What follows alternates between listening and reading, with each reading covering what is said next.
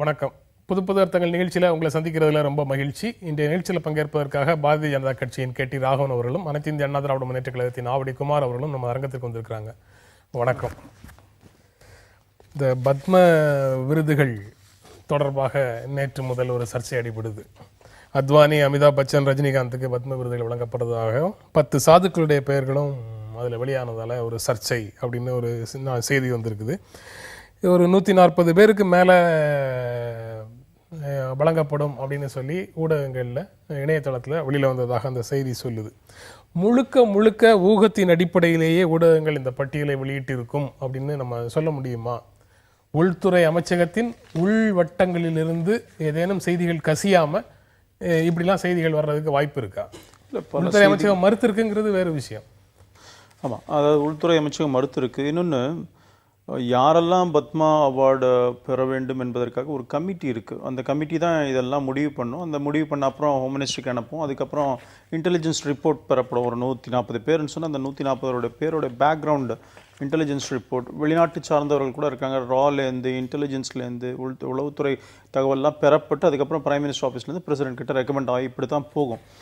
அதனால் இது பல நிலைகளை தாண்டி தான் இது போன்ற அறிவிப்புகள் கூட கன்ஃபர்மேஷன் கூட வரும், பிரசிடென்ட் அக்செப்ட் பண்ணுவாங்க. அதனால் இது சர்ச்சைன்னு ஒன்றும் கிடையாது. அதாவது பார்த்திங்கன்னு சொன்னால் ஆர்ட், கலை, இலக்கியம், தொழில்துறை, மருத்துவம், சமூக பணி, அறிவியல், கல்வி, விளையாட்டு, சிவில் சர்வீஸ், இது போன்ற துறைகளில் சாதித்தவர்களுக்கு இது மாதிரி விருது வழங்குறது வழக்கம். இதில் கூட இந்த ரஜினிகாந்த் அவங்களாம் ஏற்கனவே பத்மா அவார்டெலாம் அவர் ஏற்கனவே வாங்கியிருக்கிறார். இவங்க எந்த அவார்டு சொல்கிறாங்கன்னு தெரியல. நேற்று ஒரு பத்திரிகையில் பார்த்தேன், ரஜினிகாந்துக்கு பத்மஸ்ரீ அவார்டு, பத்மஸ்ரீயில் அவர் பத்ம பூஷணனும் ஏற்கனவே கொடுத்துருக்குறாங்க. அதனால் தகவல்கள் சொல்லும் பொழுது சரியாக சொல்ல வேண்டும். இன்னொன்று, இதில் ஒன்று சர்ச்சை ஒன்று, 10 சாதுக்கள் பெயர்கள் இருந்தாலும் கூட அதில் என்ன சர்ச்சை இருக்கிறது? சாதுக்கள் என்று சொன்னால் அவர்கள் சாதுக்கள் மாத்திரமல்ல, பாபா ராம்தேவை பற்றி சொல்லப்பட்டிருக்கிறது. அவர் யோகா குரு, பல மெடிசனல் இதையும் பண்ணிட்டு இருக்கிறார், ஆயுர்வேத மெடிசன்லையும் அவர் எக்ஸ்பர்ட்டாக இருக்கிறாரு. பல நிலைகளில் அவர்களாம் அவங்களுடைய சிறப்புகளின் அடிப்படையாக வைத்துத்தான் அது கொடுக்கப்படுகிறது. பாரதிய ஜனதா கட்சி இந்த அஸ்யூமிங் தட் இந்த செய்தி உண்மைன்னு வச்சுட்டாலும் கூட அப்படி கொடுத்தா ஒன்றும் தவறு கிடையாது. கடந்த காலங்களில் அதெல்லாம் நடந்திருக்கு, ஒன்றும் தப்பு கிடையாது. கடந்த காலங்களில் நடந்திருக்குது. இலைமறை காய்மறையாக அரசியல் சார்புள்ளவங்களுக்கு கொடுத்துட்டு இருந்தாங்க. இப்போ பிளாட்டண்டா பளிச்சுன்னு தெரியற மாதிரி உங்களுடைய ஆதரவு சக்திகளுக்காக ஒன்று புரிந்துக்கணும். இதுக்கு ஒரு கமிட்டி இருக்குன்னு சொன்னேன். அதாவது பாரத் ரத்னாக்காவது பிரதமர் ஜனாதிபதி கிட்ட ரெக்கமெண்ட் பண்ணணும், அதுக்கு கமிட்டி கிடையாது. ஆனால் பத்மா அவார்டு மீதி பத்மஸ்ரீ, பத்மபூஷன்லாம் ஒரு கமிட்டி இருக்குது, அதுதான் முடிவு பண்ணும். அந்த ஸ்டேஜ் தான் உங்களுக்கு சொன்னேன் நான். இது பிரசிடென்ட்டும் ஓகே பண்ணணும். இங்கேருந்து போனால் கூட பிரசிடென்ட் ஓகே பண்ணணும், பிரசிடென்ட் திருப்பி கூட அனுப்பலாம். ஒரு குழு தான் முடிவு செய்யும். குழு முடிவு செய்வதன் அடிப்படையில் தான் விருதுகள் வழங்கப்படுகின்றன அப்படின்னு சொல்லி மத்திய விருதுகளுக்கு, தேசிய விருதுகளுக்கு சொல்கிறாரு. மாநிலத்திலேயே விருதுகள் கொடுக்குறோம். மாநிலத்தில் கொடுக்கக்கூடிய விருதுகளும் கிட்டத்தட்ட அரசியல் சார்பு உள்ளவர்களுக்கு கொடுக்கப்படுறதாக தான் பார்க்க முடியுது. பொது விதிகளின் அடிப்படையில், பொது அளவுகோல்களின் அடிப்படையில் இந்த விருதுகள் வழங்குவதற்கான வாய்ப்பே இல்லையா? விதிவிலக்காக 1-2 வேண்டியவர்களுக்கு கொடுக்கறதுக்கும் மற்றவர்கள் எல்லாம் பொதுவான நபர்களுக்கு கொடுக்கறதுமாக ஒரு காலம் இருந்ததாக தெரியுது. அதுவும் அப்படி இல்லையாங்கிறது இப்போ யோசிச்சு பார்க்க முடியல.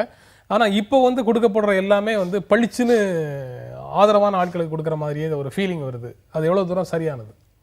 இல்லை, இது விருதுகள் என்பது விதிகளின் அடிப்படையில் தான் அந்த விருதுகள் கொடுக்குறாங்க.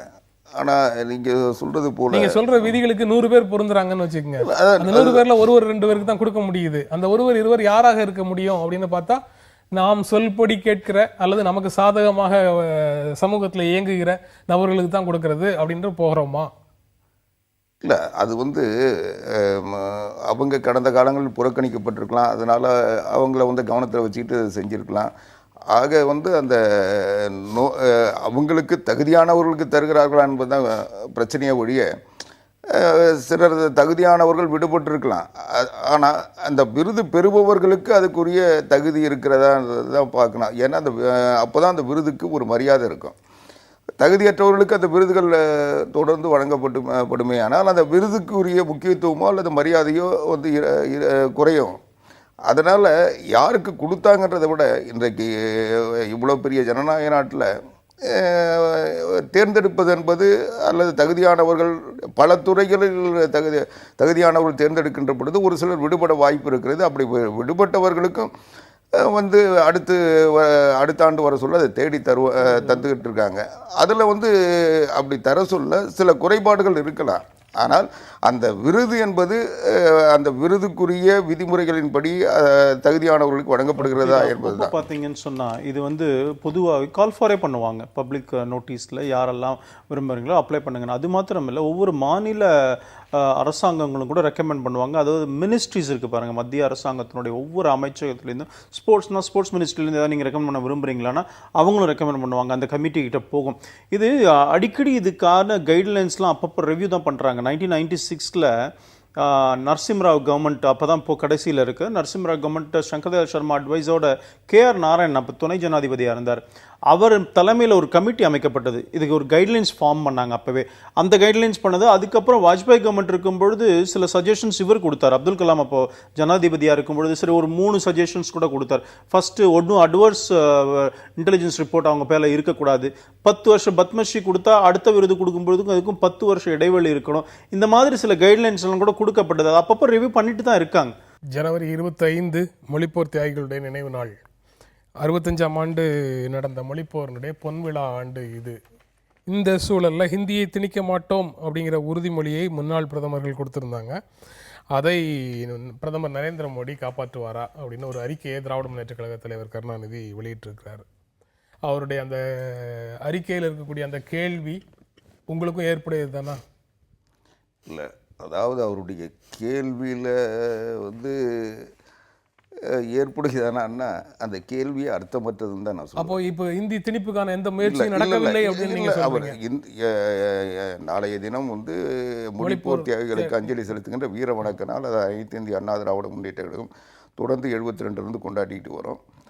தமிழ்நாட்டில் பல தமிழர் அமைப்புகள் தமிழ் மொழி காக்கின்ற அறப்போரின் உயிரை தந்த தியாகிகளுக்கு நினைவஞ்சி செலுத்துகிறோம், எங்களை புதுப்பித்துக் கொள்வதற்கு அதை பயன்படுத்துகிறோம். ஆனால் கருணாநிதி இதை அரசியலுக்கு பயன்படுத்துகிறார். என்ன சொல்கிறாருன்னா, அரசியலுக்கு மத்திய அரசு அந்த மாதிரி எந்த விதமான திணிப்பு முயற்சிகளில் ஈடுபடாம இருக்கும்போது அவர் இப்படி சொல்லியிருந்தாருன்னா நீங்க சொல்றதை நான் கேட்க முடியும். இல்ல, அதாவது நீங்க அப்படிதான் இருக்குன்னு சொன்னீங்கன்னாலும் ஓகே. இல்ல கொஞ்சம் என்ன பேச விடுங்க. அதாவது அவர் அந்த 3 பிரதமர் தான் சொல்றாரு. அந்த 3 பிரதமருக்கு பிறகு நிறைய பிரதமர் வந்திருக்காங்க. அவங்கெல்லாம் அதை வந்து அந்த உறுதிமொழியை தொடர்ந்துகிட்டு இருக்காங்கன்றதான் நிலை.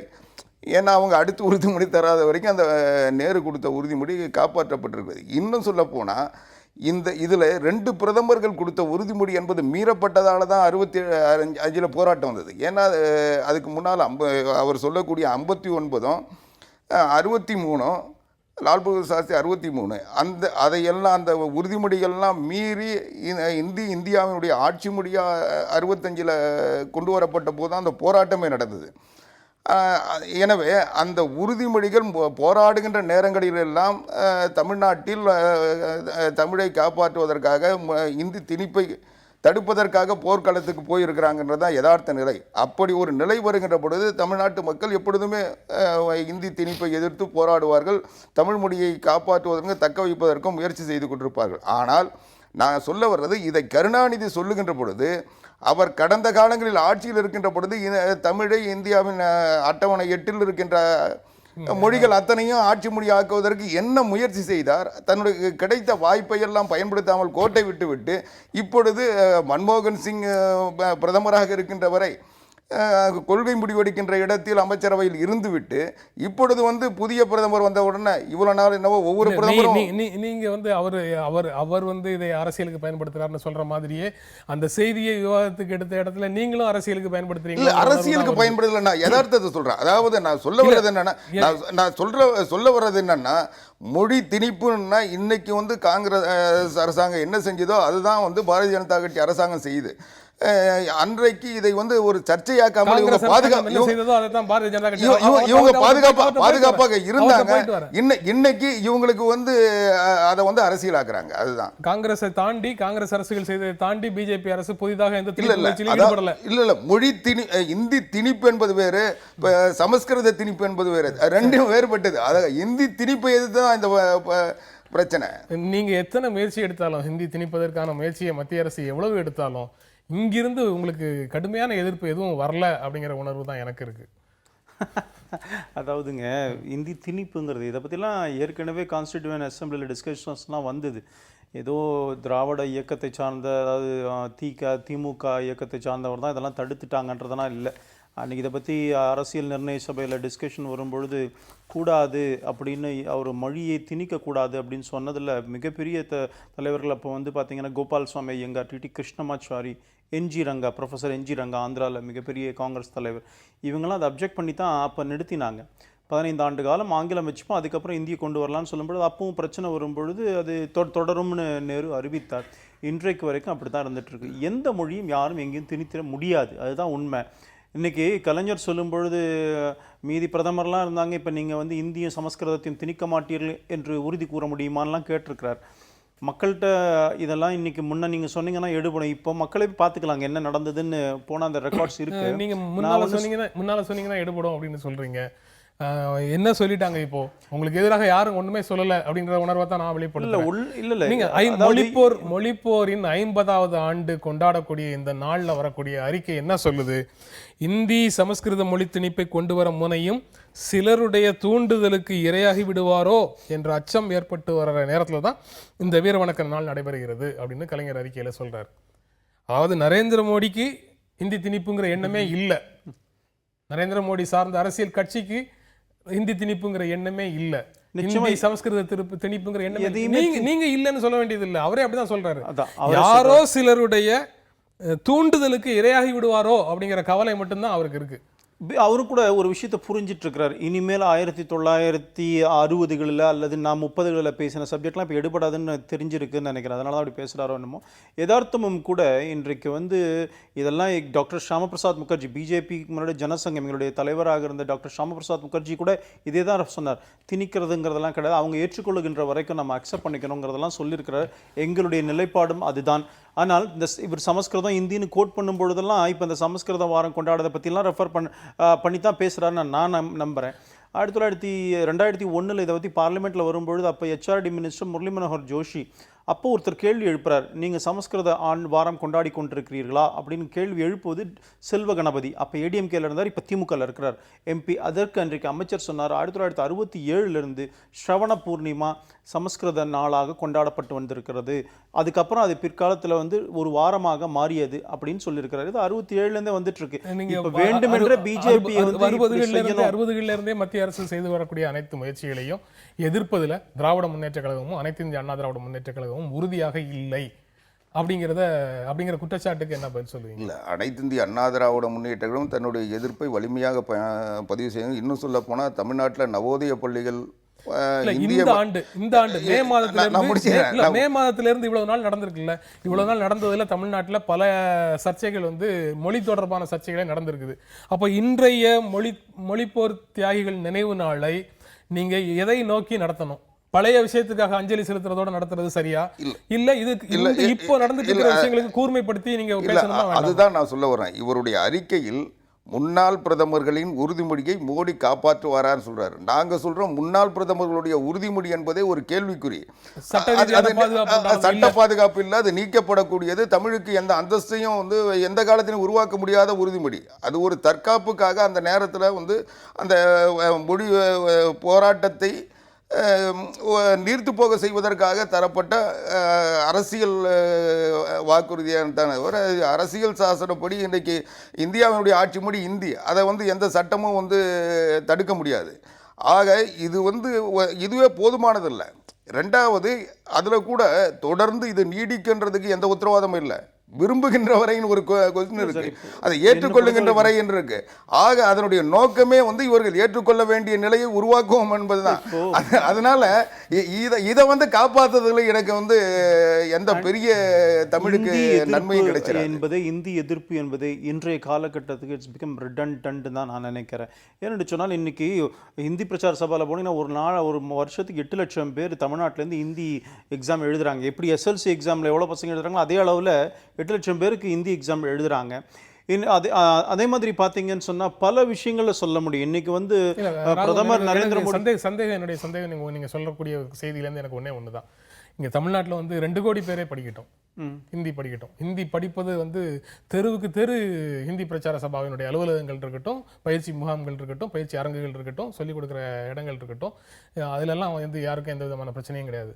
ஆனால் இந்தியாவில் இருக்கக்கூடிய அனைத்து மொழிகளுக்குமான சம அந்தஸ்து அப்படிங்கிற அரசியல் முழக்கத்தை நடைமுறைப்படுத்த வேண்டியது அரசுகளுடைய கடமை. இப்ப இந்த காலகட்டத்துல முடியும் கூட. ஏன்னா இப்ப வந்து விஞ்ஞான தொழில்நுட்பம், ஆமாமா, விஞ்ஞான தொழில்நுட்பத்துல இப்ப பிரைம் மினிஸ்டர் வந்து தமிழ் வருஷத்துக்கு பொங்கலுக்கு தமிழ்ல ட்வீட் பண்றாரு, பார்த்தோம். இன்னைக்கு அது நடக்கும், அன்னைக்கு நடக்கல, இன்னைக்கு அது வாய்ப்பு இருக்கு, அதை செய்யலாம்.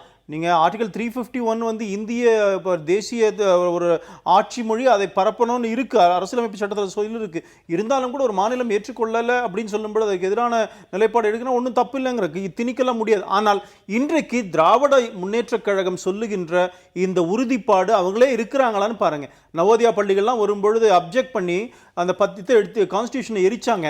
அப்போ PH பாண்டியன் அப்போ ஸ்பீக்கர் 10 MLA திமுக அன்பழகன் உட்பட எல்லாரையும் டிஸ்மிஸ் பண்ணிட்டார். நீங்கள் அரசியலமைப்பு சட்டத்தை எரிச்சிங்கன்னு. உடனே நீதிமன்றத்தில் அவங்க என்ன போய் சொன்னாங்க, நாங்கள் வந்து வெறும் பேப்பர் தான் எரிச்சோம், இவங்களுடைய இந்தி எதிர்ப்புங்கிறது அவ்வளோதான், அவங்களுக்கு MLA பதவி போயிடக்கூடாதுங்கிறதுக்காக நான் வெறும் பேப்பர் அடிச்சேன்னு சொன்னார்.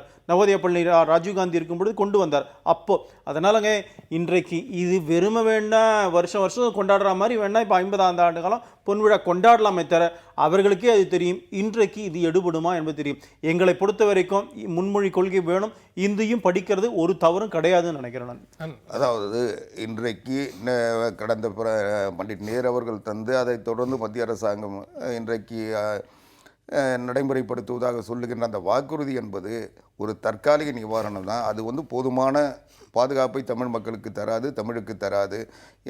எனவே இந்தியாவினுடைய அரசியல் சட்டத்தின் 8வது அட்டவணையில் உள்ள மொழிகள் அத்தனையும் குறைந்தபட்சம் முக்கிய சில மொழிகளையாவது இந்தியாவினுடைய ஆட்சி மொழிகளில் ஒன்றாக உயர்த்த வேண்டும். முழக்கத்தை வைக்கும் போது அனைத்து மொழிகளையுமே அதுல ஒரு சில மொழிகளுக்கு வந்து அதுக்குரிய கட்டமைப்புகள் இருக்காது, ஒரு சில நிர்வாக காரணங்கள் சொல்லுவாங்க. அதனால அது ஒரு காரணம் வந்துடக்கூடாதுன்றதுக்காக எந்த மொழிகளுக்கு அந்த வாய்ப்பு இருக்கோ, வங்காள மொழிக்கு ஏற்கனவே இது போல போராட்டங்கள் அந்த மாநில மக்கள் நடத்தியிருக்காங்க. இது மாதிரி கோரிக்கை வைக்கின்ற மக்களுடைய மொழிகளையாவது இந்தியாவினுடைய ஆட்சி மொழியாக உயர்த்த வேண்டும். உங்களுடைய தேர்வில் வரக்கூடிய செய்திகள், குமார், உங்களுடைய தேர்வில் என்ன செய்தி? அதான் இன்றைக்கு இந்தியாவே ஒரு பரபரப்பாகி இருக்கின்ற இந்த BSNL நேற்றைக்கு அந்த ஊழியர் சங்கத்தினுடைய பொதுச் செயலாளர் அபிமன்யு ஒரு ஸ்டேட்மெண்ட் கொடுத்துரு, இன்னைக்கு பத்திரிகையில் வந்திருக்கு. அது என்னன்னா, 10,000 கோடி லாபத்தில் இருந்த BSNL இன்னைக்கு 7,000 கோடி நஷ்டத்துக்கு கொண்டு போயிட்டாங்க. அதுக்கு காரணம் தயாநிதி மாறன், அதனை தொடர்ந்து வந்த திமுகவை சேர்ந்த ராஜா, இவர்களுடைய நிர்வாகத்துக்கு பிறகு ஒரு பொதுத்துறை நிறுவனம் நலிவடைவதற்கும் தனியார் பலன் பெறுவதற்கும் இவங்க காரணமாக இருந்தாங்க. முழுக்க முழுக்க இவங்களுடைய நிர்வாகத்தினுடைய தவறுகளால் இன்றைக்கு BSNL எழுந்து நிற்க முடியாத நிலையில் இன்றைக்கு நலிவடைஞ்சிருக்குன்னு சொல்கிறாங்க. ஒரு சொல்கிறது வந்து இது வந்து ஒரு பொதுத்துறை நிறுவனத்தை இன்றைக்கு எவ்வளவு முடமாக்க முடியுமோ அவ்வளவு முடமாக்கி அதை செயல்பட விடாமல் செய்து நஷ்டத்தில் கொண்டு வந்து நிறுத்தி லாபகரமான பொதுத்துறை நிறுவனத்தை நஷ்டத்தில் நிறுத்தி தனியார்கிட்ட ஒப்படைக்கின்ற முயற்சியில் இவர்கள் ஈடுபட்டிருக்கிறாங்க. அதனுடைய விளைவு இன்றைக்கு சில வழக்குகள் அந்த வருகின்ற பொழுது இதை அரசியலாக்குவது, அதற்கு இன்றைக்கு திமுக போன்ற கட்சிகள் துணை இருப்பது என்பது இன்றைக்கு அந்த தவறுகளுக்கு இவர்கள் தான் காரணம் என்பதை மக்களிடத்தில் உணர வைக்கிறது. நேற்றைக்கு சென்னை உயர்நீதிமன்றத்தில் ஒரு வழக்கு குறித்து பேசும்பொழுது ஜஸ்டிஸ் கிருபாகரன் அவர் வந்து என்ன சொல்லியிருக்கிறாருன்னா, இந்த அரசாங்க வழக்கறிஞரெல்லாம் அவங்களுக்கு சட்டம் தெரியுதோட அரசியல் தொடர்போடு இருக்கிறதுனால தான் அவங்களாம் அந்த பொறுப்புக்கு வராங்க, அந்த மாதிரிலாம் இருக்கக்கூடாது, சட்டம் தெரிந்து நல்லா விஷயம் தெரிந்த வழக்கறிஞர்களாக இருக்கணும், அதில் மாற்று கருத்து இல்லை. ஆனால் அவர் ஒரு விஷயம் சொல்கிறாரு, ஒரு அரசியல் கட்சி ஆட்சிக்கு வந்த உடனே மீதி பேர்லாம் இருக்கிற அட்வொகேட்ஸ்லாம் மாற்றிடுறாங்க, பொலிட்டிக்கல் இது இருக்குன்னு. ஆனால் இதில் வந்து கொஞ்சம் ஓவர் ஸ்டெப் பண்ணியிருக்கிறாங்களோன்னு தான் தோணுதா நீதியரசர் கொஞ்சம் ஓவர் ஸ்டெப். பிகாஸ் எப்பயுமே ஏன் இந்த மாதிரி நிலைமை வருகிறதுன்னு சொன்னால், ஒரு ஆட்சியாளர்கள் அடுத்த ஆட்சி வரும்பொழுது வழக்கறிஞர் மாறுகிறாருன்னு சொன்னால் அந்த கட்சிக்கான சில கொள்கை ரீதியான விஷயங்கள் ஐடியாஸ் இருக்கும். அதை இம்ப்ளிமெண்ட் பண்ணும்பொழுது எந்த ஒரு கிளைண்ட் வந்து தான் வந்து எந்த வக்கீலை வச்சுக்கணும்னு அவன் தான் முடிவு பண்ணணும். போன வக்கீல் இருந்தார் அவரே கண்டினியூ பண்ணணும்னு சொன்னால் கொள்கை சார்ந்த முடிவுகளை ஒரு அரசாங்கம் எடுக்கும்பொழுது நீதிமன்றத்தில் ஒரு பிரச்சனை வரும்பொழுது அந்த வழக்கறிஞர் பேசும்பொழுது அங்கே ஆட்சியில் இருக்கிற அந்த ஆட்சியாளர்கள் என்ன சொல்கிறாங்களோ அதுக்கேற்ற மாதிரி பேசணும். பட் வேற அதே வக்கீலை தொடர்ந்தாங்கன்னா, கடந்த ஆட்சியாளர் போட்ட வக்கீலை தொடர்ந்தாங்கன்னா என்ன பண்ணுவாங்க, இந்த ஆட்சி ஒரு முடிவு எடுத்திருக்கும், கொள்கை ரீதியான ஒரு முடிவு எடுத்திருக்கும், அது நீதிமன்றத்தில் வரும்பொழுது அந்த ஆட்சியோடைய மனோநிலையிலிருந்து பேச மாட்டாங்க அவங்க. இவங்க நான் என்ன நினைக்கிறோம் அதை பேசுவாங்க. இது பெரிய குழப்பத்தை ஏற்படுத்தும். அதனால் கிளைண்ட் வந்து வக்கீலாக யார் வைத்துக்கொள்ள வேண்டும் என்றது அந்த கிளைண்ட்டு தான் முடிவு பண்ணமே தவிர, அது அரசு கிளைண்ட்டாக இருந்தால் அரசு தான் யாரை வக்கீல முடிக்கணுமே தவிர, நீதிபதிகள் சொல்வது போல ஒரு வக்கீல் இருந்தார், அரசாங்க வக்கீல் மாறவே கூடாதுன்னு சொல்லக்கூடாது. வழக்கறிஞர் யாராக இருந்தாலும் அவர் கிளைண்ட் சொல்றதை கேட்டு நடக்க மாட்டாரா நீதிமன்றத்தில்? இல்லை, கிளைண்ட் சொல்லி நடக்கணும். ஆனால் இங்கே பிரச்சனை என்னன்னா, இந்த இடத்துல வந்து இது இப்போ பாலிசி டிசிஷன்ஸ் வரும்பொழுது என்னுடைய மனோநிலை, நான் பாரதிய ஜனதா கட்சியோட நிலைப்பாட்டில் இருக்கிற ஆள் அப்படி பேச, நான் காங்கிரஸ் கவர்மெண்ட் வரும்பொழுது அந்த நிலைப்பாடை எடுக்காம என்ன விட்டீங்கன்னா என்ன கொஞ்சம் எம்பராஸ் பண்ண வாய்ப்பு இருக்குல்ல. அந்த அரசாங்கத்தினுடைய கொள்கை முடிவுகளை ஒழுங்கா சொல்லாம பிரசன்ட் பண்ணாம அது சிக்கலை உருவாக்குறதுக்கு கூட வாய்ப்பு இருக்கு. அதனால அரசாங்கம் கிளைண்டா இருக்கணும், அந்த கிளைண்ட் முடிவு பண்ணணும் யாரை வக்கீலா வைக்கணும். இதுல நீதிபதி சொல்வதற்கு ஒண்ணும் இல்லை.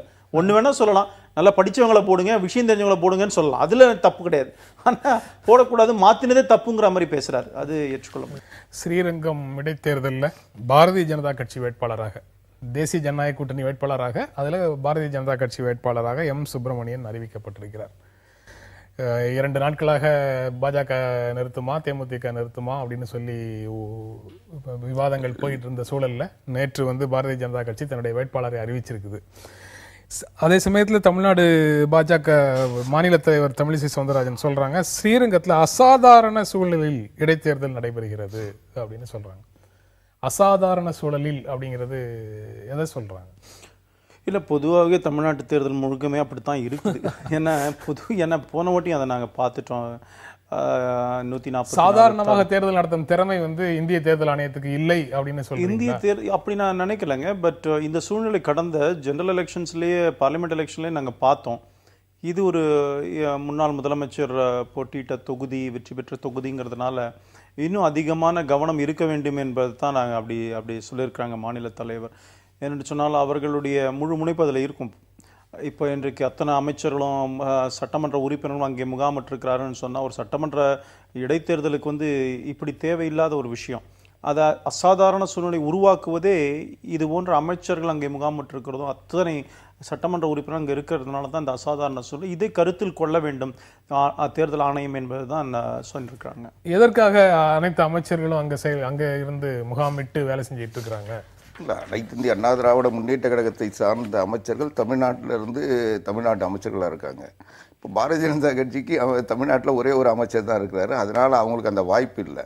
இன்றைக்கி பார்த்தீங்கன்னா அமைச்சர்களாக இருந்தாலும் அனைத்து இந்திய அண்ணா திராவிட முன்னேற்ற கழகத்தின் நிர்வாகிகள்ன்ற வகையில் அவங்க நியமிச்சிருக்காங்க. இன்னும் சொல்ல போனால் இன்றைக்கி திமுக பார்த்தீங்கன்னா கூட 64 பேர் முதல்ல அறிவித்தாங்க. அதுக்கப்புறம் இன்னும் தேடி கண்டுபிடிச்சி இன்னொரு 19 பேரை மறுபடியும் சேர்த்துருக்காங்க. ஆக இது வந்து அந்த கட்சிகளில் வந்து போட்டியிடுகின்ற வேட்பாளருக்கு அந்த கட்சிகளை சார்ந்தவர்கள் பிரச்சாரம் செய்வதற்கு, பணியாற்றுவதற்கு தேர்தல் கமிஷன் அனுமதித்திருக்கின்ற விதிமுறைகளின்படி தான் அவங்க செய்யறாங்க. இது வந்து சட்டவிரோதமாக எதுவும் இல்ல. எந்த விதமான சட்டவிரோத அம்சமும் இல்லாத போது அதை ஆட்சேபிக்கிறதுக்கு என்ன இருக்கு? இல்ல, அது சட்டவிரோதம் நானும் சொல்லலைங்க. அவங்களுடைய அனைத்து இந்திய அண்ணா திராவிட முன்னேற்றங்கள் ஒர்க் பண்ணட்டும். பட் அபிஷியல் மெஷினரி யூஸ் பண்ணக்கூடாது. இல்லை, இது அரசாங்கம் பார்க்க வேண்டியது தானே. நீங்க எதை இப்போ 144 அவருக்கு கரெக்டா அதிமுக நிர்வாகிங்கிற முறையில வேறு எந்த விதமான அரசு இயந்திரத்தையும் பயன்படுத்தாம, எந்த அதிகாரி இடத்துலையும் எதுவும் பேசாம, நீங்க வந்து நியாயமாக கட்சி நிர்வாகியாக மட்டுமே அந்த களத்துல பிரச்சாரம் செய்றீங்களா? அவங்க கட்சியினுடைய பிரதிநிதியாகவும் நிர்வாகியாகவும் தான் அங்க பணியாற்றுறாங்க. ஆனா அவங்க மேல இருக்கிற அந்த அரசு இயந்திரம் அரசு இயந்திரம் பயன்படுத்த மாட்டாது. பயன்படுத்துவதை வந்து இன்றைக்கி ஊடகங்களும் மற்ற அரசியல் கட்சிகளும் விழிப்போட பார்த்துக்கிட்டு இருக்காங்க. ஒரு சின்ன தவறு நடந்தாலும் வந்து நீதிமன்றத்துக்கு போகிறாங்க, தேர்தல் கமிஷன் முறையிடுறாங்க. அதனால் இது வந்து ஒரு குற்றச்சாட்டு. இருங்க, நான் முடிச்சிடுறேன். குற்றச்சாட்டு தான். அப்படி சொன்னீங்கன்னா இதே குற்றச்சாட்டு டெல்லியிலையும் பொருந்தும். இன்றைக்கி புதுடில்லியும் டெல்லி சட்டமன்றத்துக்கு தேர்தல் நடக்குது. இன்றைக்கு அரவிந்த் கெஜ்ரிவால் சொல்கிற குற்றச்சாட்டுக்களை எல்லாம் பாரதிய ஜனதா கட்சி உண்மைன்னு சொன்னால் இன்றைக்கு அவங்க சொல்ற குற்றச்சாட்டை வந்து பற்றி விவாதிப்பது பொருள் இருக்கு. இங்கேயும் உண்மைன்னு நீங்க இல்ல பொருள் இருக்குன்றேன். கடந்த அதாவது இதுல பொருள் இருக்கும். ஆனால் அங்க அவங்க குற்றச்சாட்டு வந்து பொய்யானது அரசியல் காரணங்களுக்காக சொல்லக்கூடிய பாரதிய ஜனதா கட்சி இங்க வந்து அந்த குற்றச்சாட்டு இவங்களே எழுப்புவது என்பது நாங்கள் குற்றச்சாட்டை கூட ஒரு எதிர்க்கட்சி என்று சொல்லும் பொழுது நிச்சயமா ஒரு குற்றச்சாட்டுகள் வரும். இதை கொஸ்டின் பண்ணுவோம் சில நேரங்களில். அவங்களும் கூட எங்களை கொஸ்டின் பண்ணாங்க. அதெல்லாம் நான் தப்புன்னு சொல்லலை. எதிர்க்கட்சி அதை செய்வாங்க, இல்லைன்னு சொல்லலை. ஆனால் கடந்த காலங்களில் தமிழ்நாட்டில் இப்போ ஜஸ்ட் கன்க்ளூடட் உள்ளாட்சி இடைத்தேர்தலில் என்ன நடந்தது? எங்களுடைய வேட்பாளர்களோ எங்களுடைய அந்த கட்சிக்காரர்களோ அவர் பேரில் வழக்கு போடப்பட்டது. நாங்கள் எங்கால அடிச்சுட்டு வழக்கு போட்டாங்க. இந்த மாதிரிலாம் நாங்கள் பார்த்தோம். நீதிமன்றத்துலையும் தான் போனோம். இப்போ ஒரு தேர்தல் என்று சொன்னாலே அது சுமூகமாகவே நடக்க முடியாது. நீதிமன்றத்தினுடைய பார்வை இருக்கணும். அப்படி போய் அங்கே ஆர்டர் வந்தால் தான் ஏதாவது ஒழுங்காக நடக்கும்னு சொன்னால் அது என்ன ஜனநாயகம்? அங்கே உள்ளாட்சி தேர்தல் நீங்கள் இயல்பாக சொல்லிட முடியும். அது மாநில தேர்தல் ஆணையம் நடத்துது, அது அரசினுடைய செயல் சொல் கேட்டு தான் நடக்கும் அப்படின்னு சொல்லி ஒரு குற்றச்சாட்டை சொல்லிட முடியும். அது எவ்வளவு தூரம் சரியானது இல்லைங்கிறது விவாதத்துக்குரிய வேறு விஷயம். ஆனா சொல்லிட முடியும். ஆனா இந்திய தேர்தல் ஆணையம் நடத்தக்கூடிய தேர்தலையும் நீங்க மாநில தேர்தல் ஆணையம் நடத்தக்கூடிய தேர்தலையும் ஒரே மாதிரி தான் தமிழ்நாட்டில் நடக்குதுன்னு சொல்றீங்களா? ஒரே மாதிரி இல்ல. ஆனால் கடந்த கால அனுபவம், சமீப கால அனுபவம் என்னன்னு கேட்டா, நான் தான் சொன்னேன், பார்லிமெண்ட் எலெக்ஷன்ல 144 எதுக்காக இம்போஸ் பண்ணாங்கன்னு இன்னி வரைக்கும் யாருக்கும் சொல்ல தெரியல. சரி, 144 இம்போஸ் பண்ணது அந்த தேர்தல் சுமூகமா நடக்கணும்னு சொன்னா, நான் பொறுப்புல இருந்தேன், நான் சவுத் மெட்ராஸ்க்கு இன்சார்ஜா இருந்தேன், நான் தேர்தல் ஆணையர்கிட்ட அதை பத்தி பேசினேன். இந்த மாதிரி பணம் கொடுக்கிறார்கள் என்று சொன்னேன். நடவடிக்கை எடுக்கவே இல்லை அரசாங்கம். அது தேர்தல் ஆணையம் நடவடிக்கை எடுக்கல. நீங்க இப்போ தேர்தல் களத்துல ஊழலே முக்கியமான பிரச்சனை அப்படின்னு சொல்றீங்களே, அது தேர்தல் களத்துல நடக்கக்கூடிய ஊழலா இல்ல ஆட்சியில நடக்கக்கூடிய ஊழலா? சட்டமன்ற இந்த தேர்தல் ஏன் வந்ததுன்னு பேசும்போதே அந்த பிரச்சனை வந்துருதா? கண்டிப்பா, எல்லாமே கண்டிப்பா. அந்த தேர்தல் வந்ததுக்கு காரணமே ஊழல் பின்னணி இருக்கிறது இல்ல. முதலமைச்சராக இருந்த செல்வி ஜெயலலிதா அவர்கள் நீதிமன்றத்தினால் தண்டிக்கப்பட்டிருக்கிறார். அதன் அடிப்படையில் வந்த தேர்தல். இதை நிச்சயம் மக்கள்கிட்ட சொல்லுவோம்.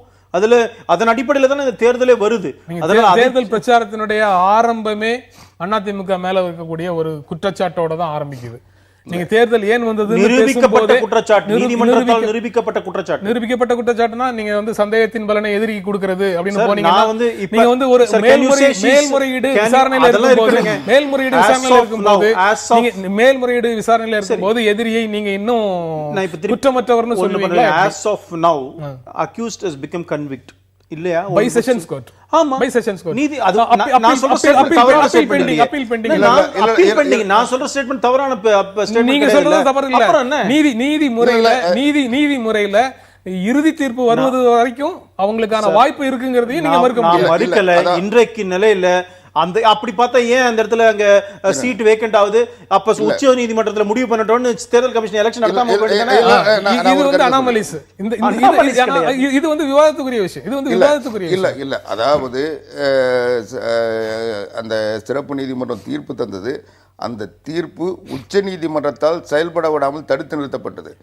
இன்றைக்கு அந்த தீர்ப்பு நிறுத்தி வைக்கப்பட்டிருக்கிறதுன்னா என்ன அர்த்தம்? குற்றவாளின்னு சொன்னது நிறுத்தி இல்ல, அந்த தீர்ப்பினுடைய தண்டனை நிறுத்தி வைக்கப்பட்டிருக்கிறது. அபராதம் ஒரு பைசா கூட கட்டல. அது மட்டும் இல்லாம உச்ச நீதிமன்றம் தெளிவா சொல்லியிருக்கு, கர்நாடக உயர் நீதிமன்ற சிறப்பு நீதிமன்றம் இதை விசாரித்து அந்த தீர்ப்பை வந்து செயல்படுத்துறதா அல்லது நிறுத்துறதா அல்லது வேற வகையான தண்டனை தர்றதான்ற முடிவு கர்நாடக உச்ச நீதிமன்ற சிறப்பு நீதிமன்றம் கிட்ட ஒப்படைக்கப்பட்ட பிறகு அந்த தீர்ப்பு என்பது செயலிழந்த நிலையில் தான் இருக்கு. எனக்கு ஒரு டவுட் இருக்கு. ஆமா, கான்ஸ்டிடியூஷனல் क्वेश्चन வருது இதுல. இப்போ உச்ச நீதிமன்றம் நான் முடிச்சறேன். உச்ச நீதிமன்றத்தினுடைய உத்தரவுப்படி கர்நாடக சிறப்பு நீதிமன்ற ஹைகோர்ட் சிறப்பு நீதிமன்றம் என்ன தீர்ப்பு சொல்லுதோ அதுதான் தீர்ப்பு. ஏற்கனவே கொடுத்த தீர்ப்பு என்பது ஏறத்தாழ வந்து செயலிழந்த நிலையில் தான் இருக்கு. இப்போ செயலிழந்த நிலையில்ங்கிறத வந்து எப்படி ஏற்க முடியும்? அந்த தீர்ப்பின் அடிப்படையில தான் அவங்க பதவி இழந்தாங்க. அந்த தீர்ப்பின் அடிப்படையில தான் இடைத்தேர்தல் நடக்குது. நீங்க சொல்றது எனக்கு புரியுது. ஆனால் அந்த தீர்ப்புக்கும் உச்சநீதிமன்ற தீர்ப்புக்கும் இடைவெளி இருந்தது.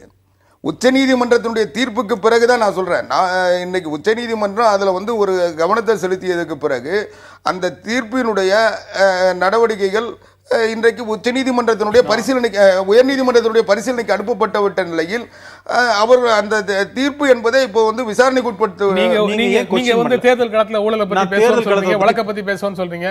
இப்ப ஆவடி குமார் அங்க வந்து இந்த மாதிரி தான் அவருடைய வாதங்களை நான் பார்த்து நான் ஒரு கேள்வி கேட்கிறேன். என்னுடைய சந்தேகம், கேள்வி இல்ல சந்தேகம். நீங்க வந்து சென்டென்ஸ் அங்க வந்து ஸ்டே பண்ணிருக்கிறாங்க, அது வந்து உச்சநீதிமன்றத்தினுடைய உத்தரவுக்கு, அதுக்கப்புறம் உச்சநீதிமன்றம் போனவங்க அங்க என்ன முடிவு வரட்டும். நான் என்ன கேட்கிறேன், நாளைக்கு உயர்நீதிமன்றத்தில் ஜெயிச்சிட்டாங்கன்னு வச்சுப்போம், அப்பீல் அலௌடு. அப்போ what will be the consequence of that? இது இப்போ ஸ்ரீரங்கத்தில் அவர்கள் பதவி இழந்ததுக்கு காரணம் நீதிமன்றத்தினால் தண்டிக்கப்பட்டவர். இப்போ அது வந்து ஜெயிச்சிட்டாங்கன்னு வச்சுக்கோங்க, ஸ்ரீரங்க இடத்துல எதுக்கு நடக்கும்? நான் ஸ்ரீரங்க இடத்துல நீங்க சேலஞ்ச் பண்ணிருக்கலாம், இவன் நடக்கக்கூடாதுன்னு சொன்னா நீங்க வந்து உறுதியா இருக்கீங்கன்னு சொன்னா இப்போ இந்த சீட்டே வேக்கண்ட் ஆயிருக்கூடாது, வெயிட் பண்ணுங்க உச்சநீதிமன்றம் முடிவு பண்ணணும்னு சொல்ல வேண்டியது தானே? நான் அதுக்கு சொல்றேன். அதாவது கர்நாடகத்தில் அந்த சிறப்பு நீதிமன்றத்தில் தந்த தீர்ப்பு என்பது உச்ச நீதிமன்றத்தினுடைய தீர்ப்பு வருவதற்கு இடைப்பட்ட காலத்தில் செயலில் இருந்தது. அந்த செயலில் இருக்க சொல்ல இவங்களுடைய பதவி தொடர முடியாத நிலை வந்தது. ஆனால் அந்த உச்ச நீதிமன்றத்தினுடைய தீர்ப்பு வந்த பிறகு அந்த தீர்ப்பு என்பது அடுத்த நீதிமன்றத்துடைய விசாரணைக்கு உட்படுத்தப்பட்டிருக்கிறது. அது அந்த விசாரணை முடிந்து அவர்கள் தீர்ப்பு தருகின்ற வரை இந்த தீர்ப்பு செயல்படுத்த முடியாத தீர்ப்பு மட்டுமல்ல, இதுக்கு பிறகு தொடர முடியாத தீர்ப்பு. எங்களுடைய பிரச்சாரத்தின் மையமாக ஊழலே இருக்கும் அப்படின்னு தமிழிசை சவுந்தரராஜன் சொல்றாங்க. எனக்கு இன்றைய நாளிதழில் இன்னொரு செய்தி பார்த்தேன்.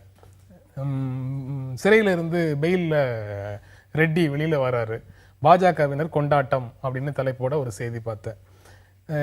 ஊழலுக்கு எதிராக பாரதிய ஜனதா கட்சியினுடைய நிலை என்ன அப்படின்னு அங்க நடக்கிறத வச்சு புரிஞ்சுக்கணுமா, இல்ல இங்க பேசுறத வச்சு புரிஞ்சுக்கணுமா? அது வந்து ஒரு அபரேஷன், நான் இல்லைன்னு சொல்ல மாட்டோம். ஏன்னா கர்நாடகாவில் நடந்தது வந்து அதுக்கப்புறம் அவரை வந்து இல்லை விலக்கிட்டோம், அதுக்கப்புறம் சைட்லைன்டு.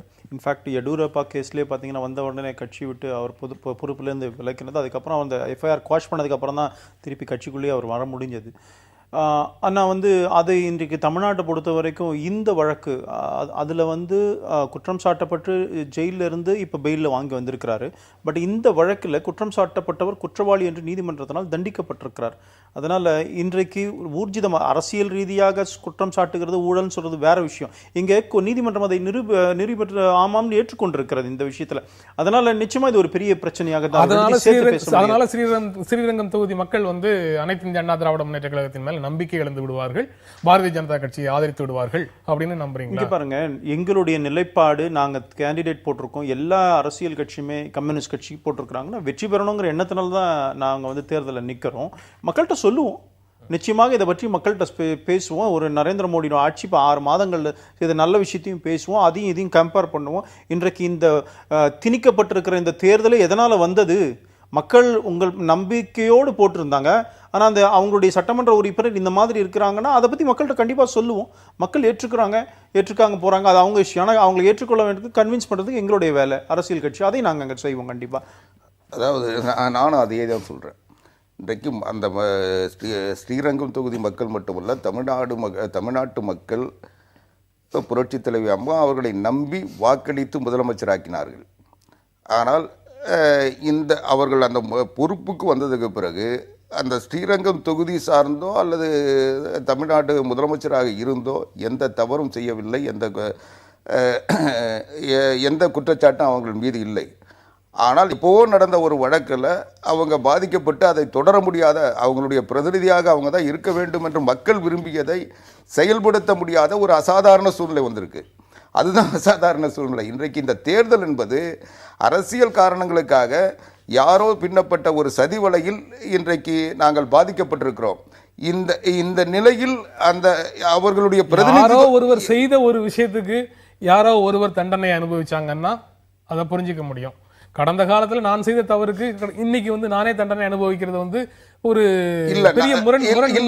அதாவது நீங்க நான் செய்த தவறுன்னு சொல்ல எனக்கு அது புரியல. என்னன்னா அவர்கள் வந்து எந்த தவறும் செய்யவில்லை என்பதுதான் இன்னைக்கு வந்து நீதிமன்றத்தில் மறு விசாரணையில் இருந்துகிட்டு இருக்கு. ஆனால் இது நீதிமன்றத்தில் ஒரு நாளைக்கு வந்து ஒரு நல்ல தீர்ப்பு கிடைத்து அது எங்களுடைய நிலை உறுதிப்படுத்தப்படுகின்ற பொழுது இன்றைக்கு அந்த மக்களுடைய வாக்கு என்பது ஒரு கேள்விக்குறியா நிற்கிறது மட்டும் இல்லை, தமிழ்நாட்டினுடைய நிர்வாகமே இன்னைக்கு வந்து ஒரு கேள்விக்குறியா மாற்றப்பட்டிருக்கிறது. இது எல்லாம் வந்து சட்ட சிக்கல்கள். நீங்க அந்த ஸ்டேட்மெண்ட் வந்து திராவிட முன்னேற்ற கழகம் சொல்லுது, பாரதிய ஜனதா கட்சி சொல்லுது, பாட்டாளி மக்கள் கட்சி சொல்லுது, நீங்களும் அப்படி சொல்றீங்களா? தமிழ்நாட்டின் செயல்படவில்லையா, கேள்விக்குறியாக மாற்றப்பட்டிருக்கு? இல்ல, கேள்விக்குறியாக நான் சொல்றது, தமிழ்நாட்டினுடைய முதலமைச்சராக புரட்சி தலைவி அம்மா அவர்கள் இருக்க வேண்டும் என்பது இந்த நாட்டினுடைய, நான் இன்னைக்கு கேட்குற நரேந்திர மோடி பிரதமராகணும்னு வாக்களித்தாங்க. நாளைக்கு ஏதோ ஒரு பழைய வழக்கில் வந்து அவர் செயல்பட முடியாத ஒரு சூழ்நிலை வந்ததுன்னா இன்னொருத்தரை வந்து அந்த இடத்துல உட்கார்ந்தாருன்னா அது வந்து மக்களுடைய ஜனநாயகத்தினுடைய கட்டளையை மீறின மாதிரி ஆகாதா? நான் என்னுடைய கேள்வி என்பது அந்த தொகுதி மக்களுடைய பிரதிநிதித்துவம், அவர்களுடைய விருப்பம் இன்றைக்கு தடைப்படுத்தப்பட்டிருக்கிறது. ஒரு தேவையற்ற அசாதாரண சூழ்நிலையின் காரணமாக தேர்தலை சந்திக்க வேண்டிய நிலை அங்கே ஏற்பட்டிருக்கிறது. அசாதாரண சூழ்நிலைன்னு நீங்களும் சொல்றீங்க, தமிழிசை இதைதான் அவங்க சொல்லியிருப்பாங்க. வந்து ஆட்சி நிர்வாகத்தின் மேல நிர்வாகமே செயல்படவில்லை அப்படின்னு சொல்லி அவங்களும் சொல்றாங்க. நிர்வாகம் கிட்டத்தட்ட அதுல ஒரு சிக்கல் இருக்குன்னு சொல்றாங்க. அதாவது நிர்வாகம் செயல்பட முடியவில்லை என்பதில்லை, நிர்வாகத்தை செயல்பட விடவில்லை, மக்களுடைய தீர்ப்பு செயல்படவில்லை, மக்கள் ஜனநாயகம் இங்கே கேள்விக்குறியாக்கப்பட்டிருக்கிறது, ஜனநாயக உரிமை மறுக்கப்பட்டிருக்கிறது அந்த மக்களுக்கு என்பதுதான் உண்மை. இரண்டாவது, நீங்க மக்கள் மீதியோ ஜனநாயகத்து மீது பழிய போடாதீங்கிற நீதிமன்றம் தண்டனை கொடுத்திருக்கிறது. அதை வந்து நீங்க அப்பீல்ல போறீங்க, அதை வெற்றி பெறீங்க, இல்லாட்டி திருப்பி கன்ஃபார்ம் பண்ண, அதெல்லாம் வேற விஷயம்.